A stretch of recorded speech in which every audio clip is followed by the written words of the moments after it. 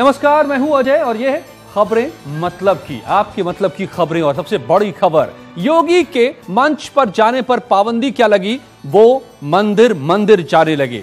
हनुमान जी के नाम पर, हनुमान जी का नाम लिया उन्होंने, बजरंगबली का नाम लिया चुनाव मैदान में, तो उन पर पाबंदी लगी 72 घंटे की। तो आज से उन्होंने हनुमान यज्ञ छेड़ दिया है, हनुमान की आराधना में जुट गए। आज लखनऊ में हनुमान मंदिर गए, पूजा की, अर्चना की, चालीसा पढ़ी, काफी देर तक आराधना में जुटे रहे। और अब कल अयोध्या का रुख करेंगे, हनुमान गढ़ी मंदिर जाएंगे, राम लला का भी दर्शन करेंगे, संतों से भी मुलाकात होगी। तो ये है योगी की हनुमान पूजा। चुनाव के बीच जो कार्रवाई हुई, उनके भाषण के ऊपर, उनके बयान के ऊपर, अली और बजरंगबली का उन्होंने बयान दिया। इसके बाद जो सजा सुनाई गई, तो उसके बाद प्रचार तो छोड़ दिया, पाबंदी तो लग गई। चुनाव प्रचार नहीं कर रहे, रैलियां नहीं कर रहे, सभाएं नहीं कर रहे, लेकिन क्या कर रहे हैं, उसी हनुमान जी की आराधना में जुट गए हैं, जिनका नाम लेने पर मंच पर जाने की पाबंदी लगी। और मंदिर योगी घूम रहे हैं, योगी जुट गए हैं हनुमान जी की आराधना में। 72 घंटे के लिए रोक लगा, रिव्यू की अपील भी की है। इस फैसले पर बीजेपी का प्रतिनिधिमंडल मिला चुनाव आयोग में आज। योगी जी ने कहा कि वो अपने विश्वास पर कहा, लेकिन इस पर कोई अपील नहीं की कि वोट दे। उन्होंने सिर्फ अपने विश्वास की बात कही थी, या आस्था की बात कही थी। योगी जी के काल में सांप्रदायिक सौहार्द रहा है, जेपी नड्डा ने ये बातें कही चुनाव आयोग से मुलाकात करके। लेकिन फिलहाल पाबंदी जारी है और योगी मंदिरों में है। अयोध्या पहुंचेंगे कल, हनुमानगढ़ी मंदिर जाएंगे, दर्शन करेंगे, पूजन करेंगे, क्योंकि इस पर कोई पाबंदी नहीं है। और यही बात योगी बार बार कह रहे हैं। बीजेपी ने भी यही साफ किया है कि उन्होंने हनुमान जी के नाम पर वोट नहीं मांगा, सिर्फ इतना कहा कि हनुमान जी में उनकी आस्था है। अगर किसी को योगी अली पसंद है तो उन्हें बजरंगबली पसंद है। और क्या क्या कार्यक्रम होगा कल का, यह भी देख लीजिए। जब अयोध्या में होंगे योगी आदित्यनाथ, अयोध्या का दौरा है कल, हनुमानगढ़ी मंदिर जाएंगे, रामलला का दर्शन करेंगे। सुबह 11:15 बजे 10:45 पर लखनऊ से रवाना होंगे, रामलला का दर्शन के कार्यक्रम है। हनुमानगढ़ी में पूजा अर्चना करेंगे, दिगंबर अखाड़ा में संतों से मुलाकात करेंगे। दोपहर में भोजन का कार्यक्रम होगा, महंत नृत्य गोपाल दास से भी मुलाकात होगी। और रात में देवी पाटन में रुकेंगे। राजीव, हमारे संवाददाता मेरे साथ लखनऊ से जुड़ गए हैं। राजीव, राजनीति के कई रास्ते हो सकते हैं, ये योगी ने साबित कर दिया। जिस हनुमान जी के नाम पर उन पर पाबंदी लगी है, अब उन्हीं की आराधना में जुटे हैं। क्या संदेश निकल रहा है यहां से? कौन सी राजनीति है ये योगी की, या ये है योगी की हनुमान आराधना?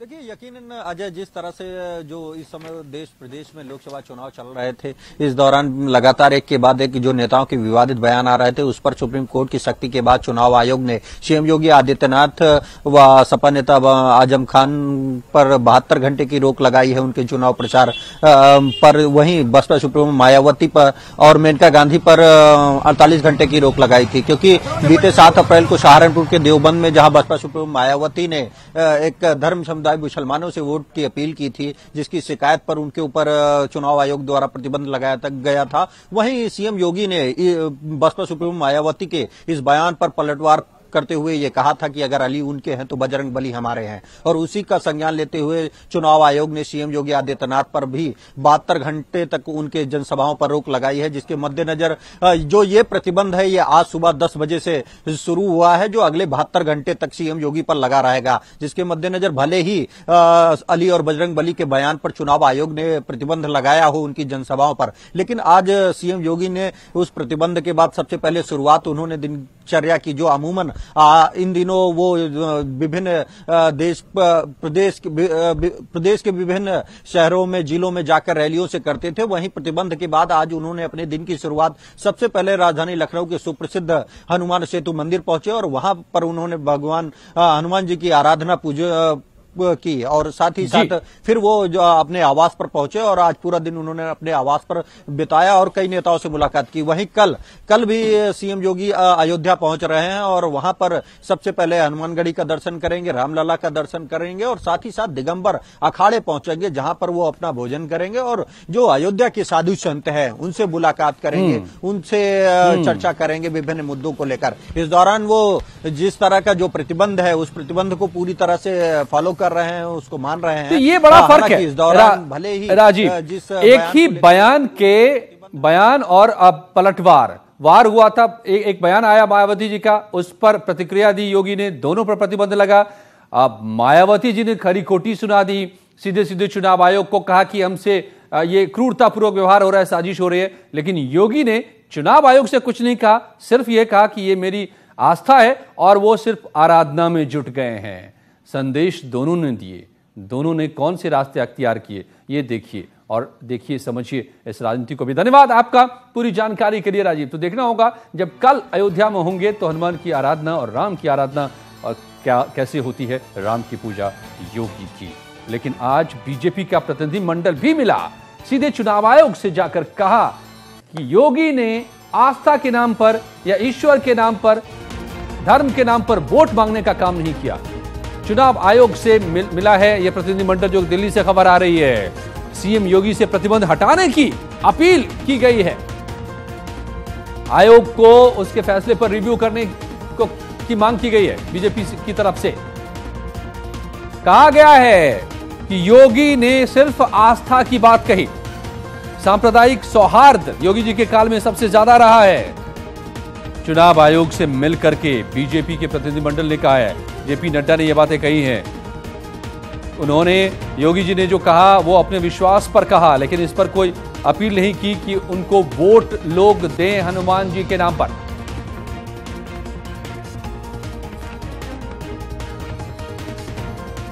तो देखना होगा कि चुनाव आयोग का इस रिव्यू के अपील के बाद जो बीजेपी ने की है, क्या फैसला इस पर आता है, क्या चुनाव आयोग गौर करता है। लेकिन कांग्रेस ने अपने उम्मीदवार की घोषणा कर दी। यह भी बड़ी खबर अभी कुछ देर पहले आई।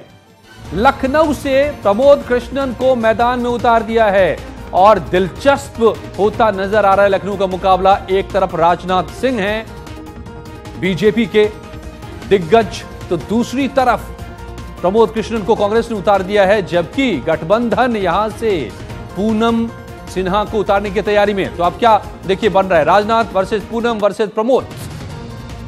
और कैसरगंज से विनय पांडे को भी टिकट दिया है। 2 सीटों का ऐलान हुआ अभी कुछ देर पहले कांग्रेस की तरफ से, लेकिन जो दिलचस्प है वो है लखनऊ से आचार्य प्रमोद कृष्णन की उम्मीदवारी, यानी मामला लखनऊ में त्रिकोणीय होता नजर आ रहा है। एक तरफ इस वक्त जो केंद्रीय गृह मंत्री है राजनाथ सिंह, वो सामने हैं, यहां के सांसद भी हैं। दूसरी तरफ पूनम सिन्हा जो गठबंधन के उम्मीदवार के तौर पर सामने लाने की तैयारी है, जिनको शत्रुघ्न सिन्हा की पत्नी है और शत्रुघ्न सिन्हा कांग्रेस में है, उनकी पत्नी को गठबंधन ने उम्मीदवार बनाया है, जबकि खुद कांग्रेस ने यहां से प्रमोद कृष्णन को मैदान में उतार दिया है। कैसा होगा मुकाबला, तो ये भी देखिए कि किस तरह का मुकाबला होगा जब राजनाथ सिंह और सामने में गठबंधन के उम्मीदवार पूनम सिन्हा भी होंगे और अब तो प्रमोद कृष्णन भी। रिपोर्ट। केंद्रीय गृह मंत्री राजनाथ सिंह ने एक बार फिर लखनऊ सीट से पर्चा भरा। नामांकन दाखिल करने से पहले राजनाथ सिंह ने हनुमान सेतु मंदिर में बजरंग बली का दर्शन किया, शिव मंदिर में जलाभिषेक किया।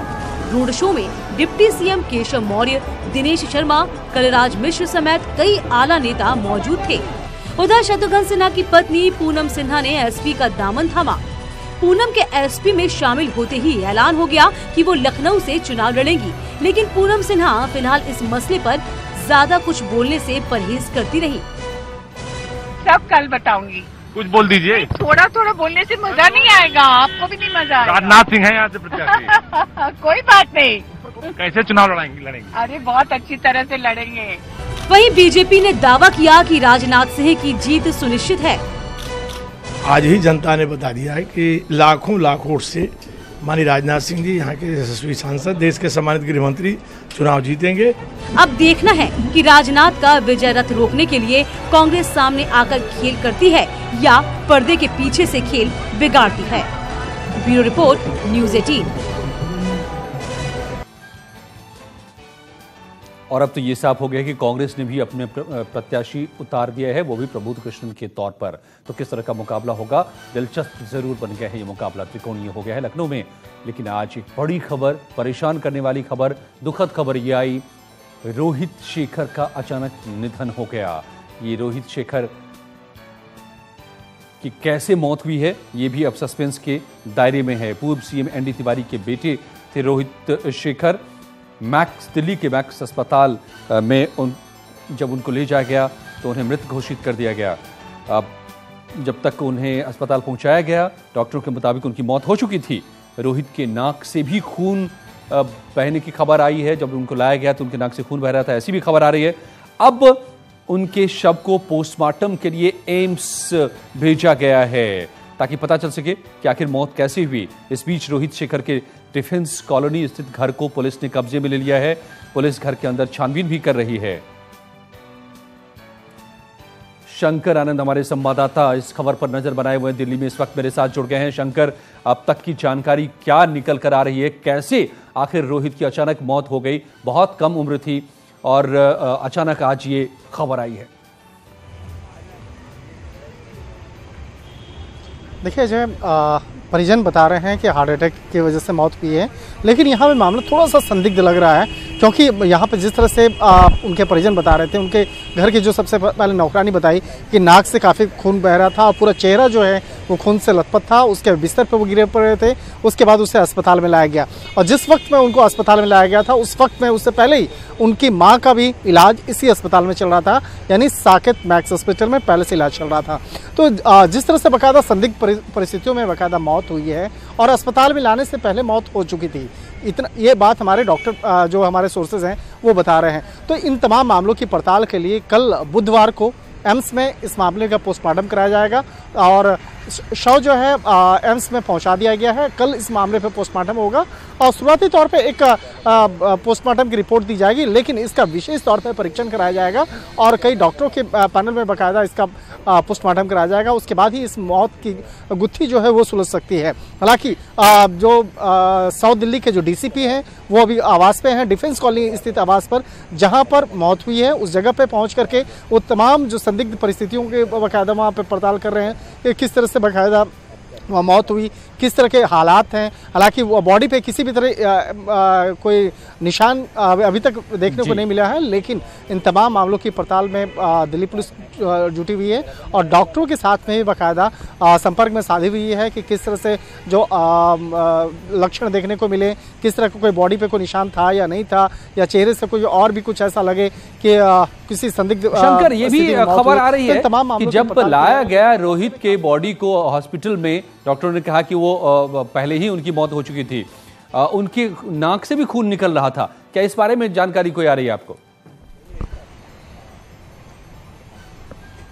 निश्चित तौर पर देखिए ये खून वाली जो बात है वो तो स्पष्ट है, क्योंकि इस मामले पर उनके कुछ परिजन हैं वो आए हुए थे अस्पताल में, तो उन्होंने इस बात को स्वीकार किया कि उनकी सबसे पहले जो उनकी मैड है, जो घर में जो नौकरानी है, उन्होंने देखा और उसके बाद इस मामले की जानकारी दूसरे परिजनों को दी और उसके बाद उन्होंने इस बात की पुष्टि की कि हाँ, नाक से काफ़ी खून आ रहा था और पूरा चेहरा जो है वो पूरा खून से लथपथ था। तो उसके बाद जब तक यहाँ पे अस्पताल में लाया जाता तब तक उसकी मौत की पुष्टि हो चुकी थी, मौत हो चुकी थी, यानी कि डॉक्टरों का इलाज कराने से पहले ही बाकायदा उसकी मौत हो चुकी थी।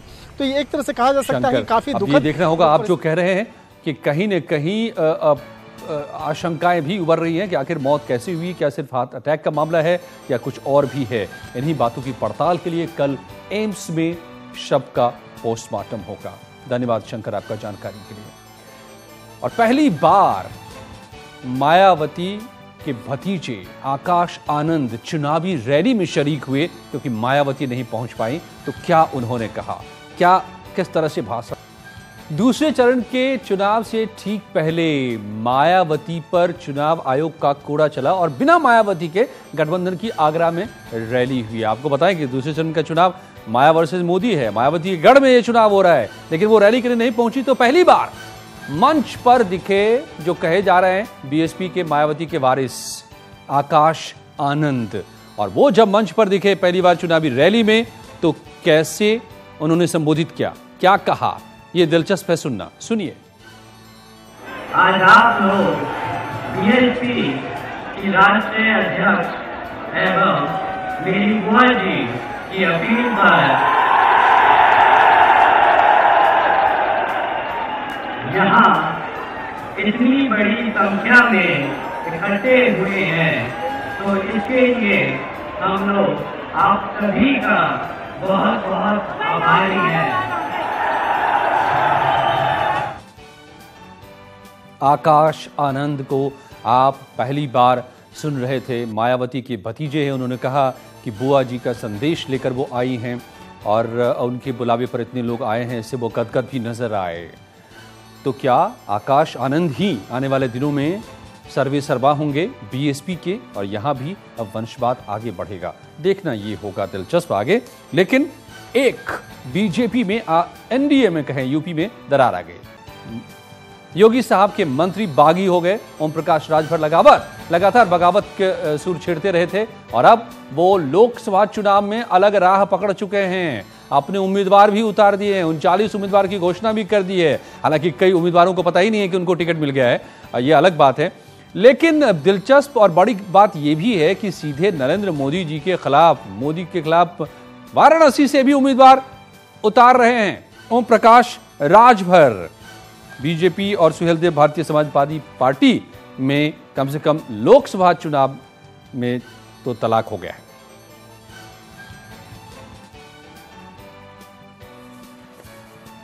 और अब दो बड़ी तस्वीरें दिखा रहे हैं हम आग की, एक पंजाब से तो दूसरे पेरिस से। जी, पंजाब के करनाल में गेहूं के खेत में जो आग लगी है वो जरा देखिए तस्वीर कैसी है। दूर दूर तक आग जो खेत में फैल गई, तो कैसी तस्वीर है। तो दूसरी पेरिस में जो तस्वीर है वो कितनी भयंकर है। और ये 800 साल पुराना चर्च है जिसमें आग लगी है। धुएं का गुबार आसमान में किस कदर उठ रहा है। और एक तस्वीर पंजाब के करनाल की जहां गेहूं के खेत में आग लगी है और कई एकड़ में ये आग फैलती ही चली गई। और उसकी तस्वीर जरा देखिए।